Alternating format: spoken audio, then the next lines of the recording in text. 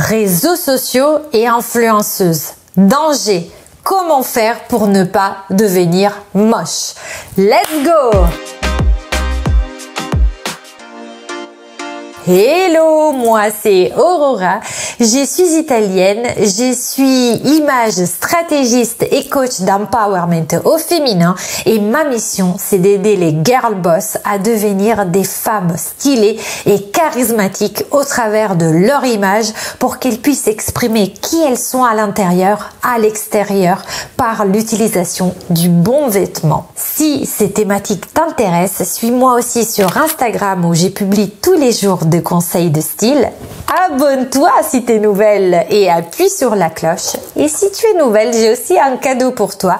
Tu peux aller dans la barre d'infos et télécharger gratuitement le e-book qui va parler des 7 pièces incontournables que chaque girl boss devrait avoir dans sa garde-robe. Alors, est-ce que ça t'est arrivé de regarder sur Internet, sur Instagram, de continuellement regarder sur Instagram et de voir ces créatures, ces influenceuses qui paraissent absolument parfaites et de te sentir, excuse-moi le mot, une vraie merdasse?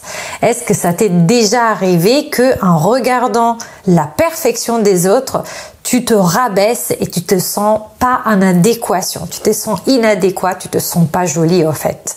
Est-ce que ça t'est déjà arrivé? Dis-le moi dans les commentaires si c'est le cas. Et en effet, on risque de devenir moche en regardant ça. Je vais te dire quels sont les dangers liés aux réseaux sociaux et aussi liés aux influenceuses et surtout comment les éviter pour au contraire être une femme rayonnante, une femme charismatique et stylée bien sûr. Si ça t'arrive, si vraiment en regardant les réseaux sociaux tu te sens moins jolie, la première chose que j'ai à te dire c'est arrête de te comparer aux influenceuses. Alors déjà, on se compare à des personnes qui ne sont pas dans la réalité comme elles apparaissent sur les réseaux sociaux.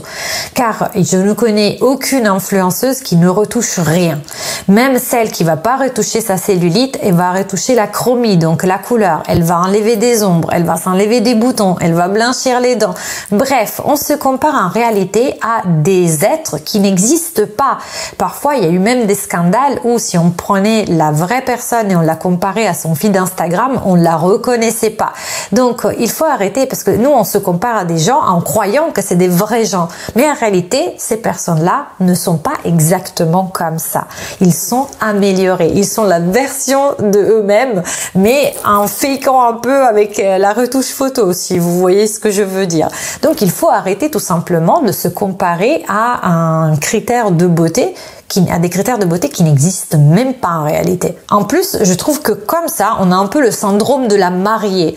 Vous savez, les mariées qui veulent être absolument resplendissantes pour le jour J. Et du coup, elles font tout, des traitements, etc. pour être très belles.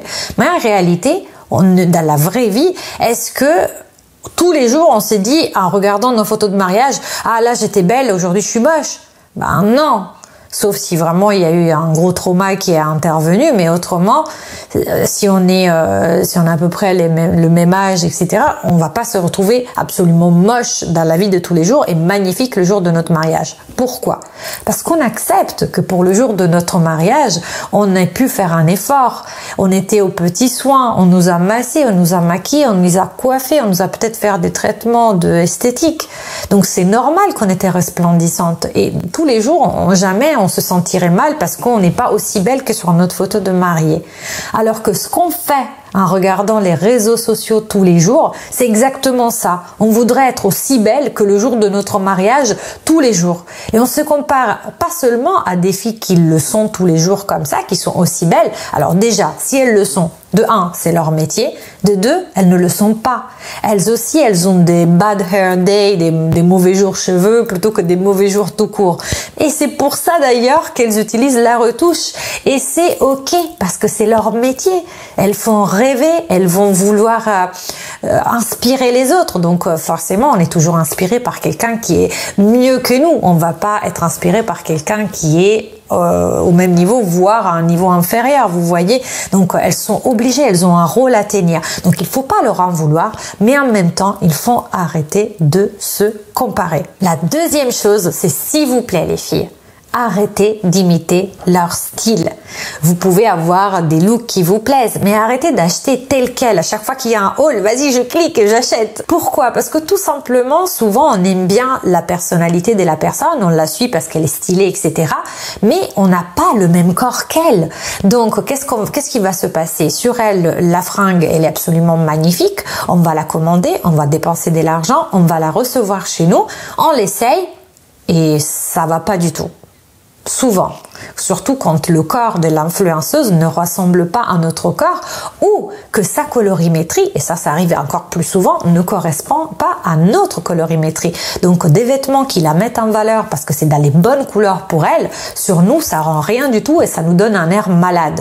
Et c'est normal, il y a rien qui n'aille pas en vous les girl boss. C'est vraiment à elle ça lui va parce que ça lui correspond, elle se connaît. Et à vous non parce que vous n'avez pas son corps. Donc ce n'est pas que vous avez un corps qui n'est pas joli, juste vous n'avez pas son corps.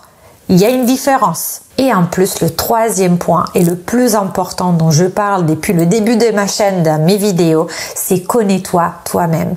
Parce que comment faire pour choisir les bonnes fringues qui te mettent en valeur, les bonnes couleurs, les bons accessoires? Tout simplement, il faut savoir quelle est ta morphologie. En fonction de la morphologie, tu sauras quelles sont les formes de vêtements qui te vont. Et en fonction de ton analyse colorimétrique, tu connaîtras ta palette de couleurs qui va te mettre en valeur, qui va te donner une mine resplendissante et qui va justement te donner ce côté rayonnant. Donc c'est pour ça que se connaître soi-même, c'est pour moi la règle fondamentale. Alors tu ne connais peut-être pas très bien ta morpho, tu connais pas les pièces qui te vendent, peut-être tu connais pas les couleurs, ta palette, etc. Donc déjà pour tout ce qui est colorimétrie, il y a une playlist qui a été créée. Je te conseille de la regarder parce que elle est vraiment très étendue et je te donne plein de conseils sur comment choisir tes couleurs, les couleurs qui te vont.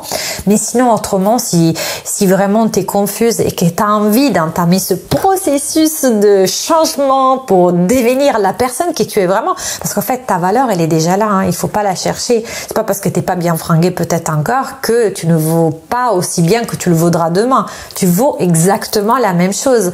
C'est juste que là, si tu travailles sur toi-même, tu vas avoir accès à ton toi du futur, quelqu'un qui va être rayonnante. Mais la personne, elle est déjà là, elle est déjà à l'intérieur. Moi, là où je peux t'aider, c'est à la faire ressortir à l'extérieur en te donnant toutes les clés pour connaître ta morphologie, ta colorimétrie, ton style et regarder avec toi comment mettre en valeur ton capital beauté. Si ça t'intéresse, je te laisse dans la barre d'infos mon adresse email et tu peux me contacter pour un coaching. Donc, j'espère que cette vidéo t'a plu. En tout cas, voici le récap de la vidéo pour éviter le danger des réseaux sociaux et des influenceuses. Déjà, arrête de te comparer à elles. Arrête d'imiter leur style. En tout cas, n'achète pas leurs fringues comme ça, les fringues dont elles font la pub aux yeux fermés. Et connais-toi toi-même. J'espère vraiment que cette vidéo t'a plu. Si c'est le cas, mets-le-moi dans les commentaires et mets-moi un pouce bleu pour m'encourager à produire